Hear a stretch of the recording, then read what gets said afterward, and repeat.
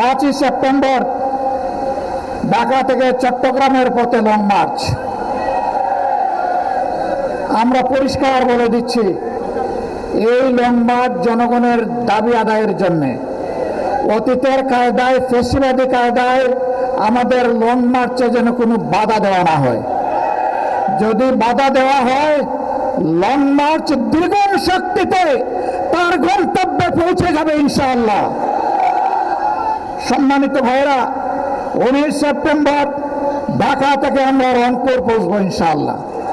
রাস্তায় অনেকগুলা সভা হবে, জনগণের মনের কথা শুনবো, আমাদের কথাগুলা জনগণকে বলবো।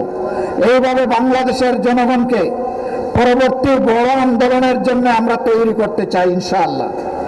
10 অক্টোবর শনিবার ঢাকা থেকে খুলনা, খুলনা থেকে যশোর, কুষ্টিয়া হয়ে ইনশাআল্লাহ আবার আমরা ঢাকায় ফিরব। একই লং মার্চ 24 অক্টোবর শনিবার ঢাকা থেকে সিলেটে রেলপথ যাত্রা হবে, মার্চ হবে। কেন রেলপথ? কেন সব জায়গায় সড়ক পথ, এখানে আবার রেলপথ কি জন্য? যেহেতু জামাতে ইসলামের আমিরের বাড়ি সিলেটে, এই জন্য, তাই না? জি না, এটার জন্য না। সিলেটের রাস্তাতে এখন আর কোনো মানুষ চলাচলের কোনো ব্যবস্থা নেই। শত শত গাড়ি যখন সিলেটের পথে রওনা করবে, জনগণের চরম ভোগান্তি হবে।